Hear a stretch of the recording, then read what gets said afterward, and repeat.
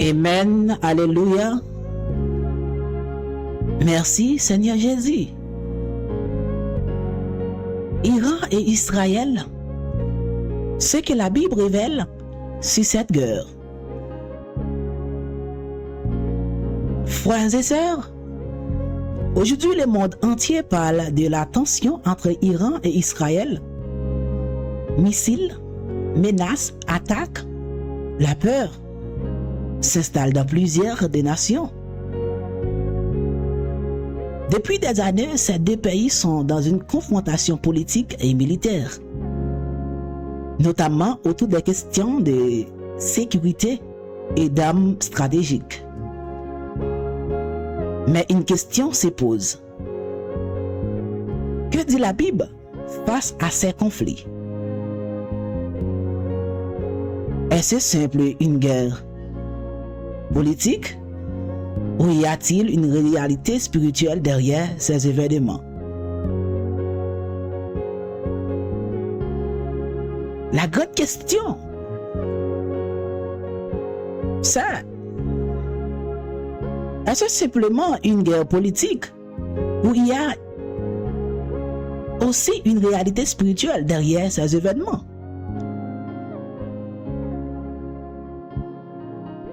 La Bible nous avertit: dans les derniers temps, les nations seront en agitation. Dans le livre de Matthieu 24, le verset 6, Jésus dit: vous entendrez parler de guerre et de bruits de guerre. Prenez garde de ne pas être troublés. Cela veut dire que lorsque nous voyons les nations s'élever les unes contre les autres, le peuple de Dieu ne doit pas vivre dans la peur, mais dans la loi.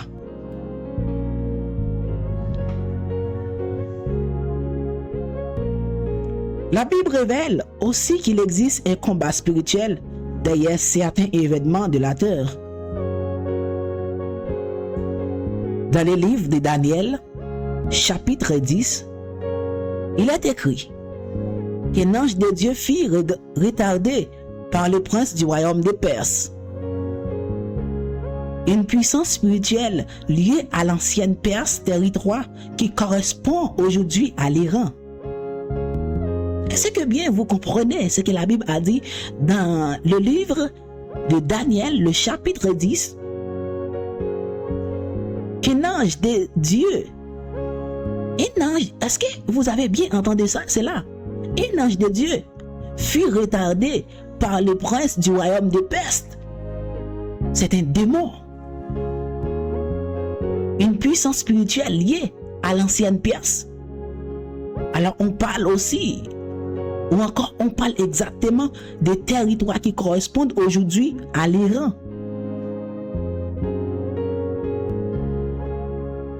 Ce n'est pas sans raison que l'Iran est toujours dans la guerre.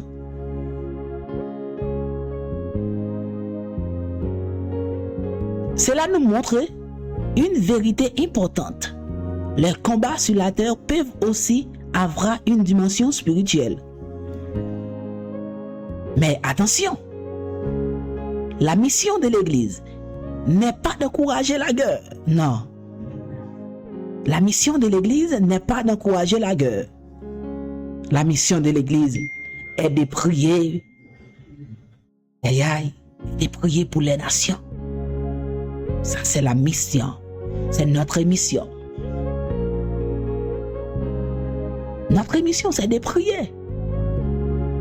Que Dieu nous a fait grâce et nous a protégés contre tout malheur. La mission de l'Église, la vraie mission de l'Église est de libérer les captifs. Les captifs du diable. La mission de l'Église est de libérer les captifs du diable. La mission de l'Église est de prier pour la paix et pour le salut des nations. La Bible dit dans le psaume 122, le verset 6, « Demande la paix pour Jérusalem ». Alors il faut toujours demander la paix pour Jérusalem. Éternel Dieu, nous élevons nos voix. Oh, nous élevons devant toi les nations. Pourquoi y a-t-il toujours de guerre en Iran, en Israël, les États-Unis d'Amérique? Pourquoi? C'est parce que les princes de Perse ont toujours le pouvoir de dominer ces nations-là. C'est parce que, je reprends pour vous, mes chers amis, mes chers frères et sœurs, c'est parce que les princes de Perse ont toujours le pouvoir. Les princes de Perse, mes amis, c'est lui qui a retardé un ange de Dieu, qui a retardé la délivrance de Daniel, a toujours le pouvoir pour dominer ces nations-là. Il faut toujours prier pour Israël, Iran, pour les États-Unis, pour les pays de l'Afrique, pour le Congo, pour le Mali, pour Haïti. Il faut toujours prier. Il faut toujours prier. Oh, maintenant. Oh, maintenant, le ciel s'ouvre. Le ciel s'ouvre, hein? Oh, je vis la gloire de Dieu. Viens régner, Seigneur Jésus. Oh, éternel Dieu, viens régner maintenant. Viens régner maintenant. Au nom de Jésus. Oh, exalté soit ton nom, Dieu. Exalté le nom de l'Éternel. Le nom puissant. Le nom qui dévore. Le nom qui libère. Le nom qui guérit. Le nom qui donne de la paix. Dans toutes les nations. Oh. Oh, il a délivré Israël sous les mains des Égyptiens.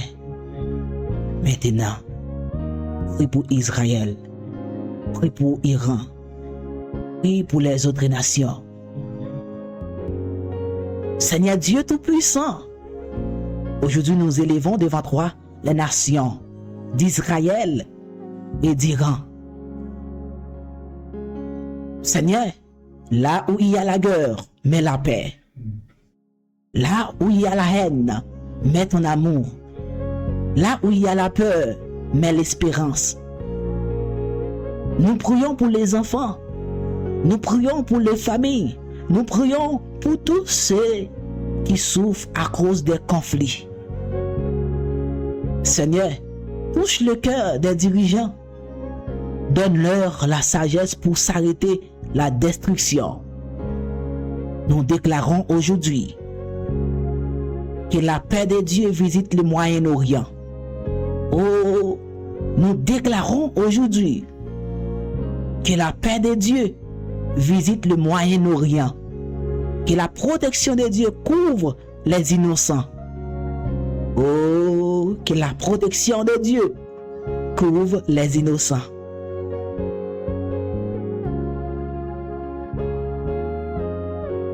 Et que ton nom soit glorifié parmi les nations. Au nom puissant de Jésus, le Christ Sauveur. Amen. Amen. Amen. Déclare avec moi. Déclare avec moi. Déclare avec moi. Même si les nations s'agitent, Dieu reste sur le trône. Déclare ces paroles. Déclare ces paroles avec moi. Même si les nations s'agitent, Dieu reste sur le trône. Et aucune guerre ne peut arrêter le plan de Dieu pour son peuple. Oh! Déclare cette parole avec moi. Même si les nations s'agitent, Dieu reste sur le trône. Et aucune guerre ne peut arrêter le plan de Dieu pour son peuple.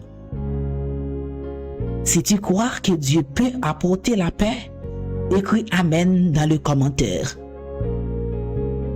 Si tu crois alors que Dieu peut apporter la paix, Amen. Est-ce que vous croyez? Est-ce que, mes chers frères et sœurs, que vous croyez que Dieu peut apporter la paix? Si vous le croyez, écrivez dans les commentaires. Amen. Amen.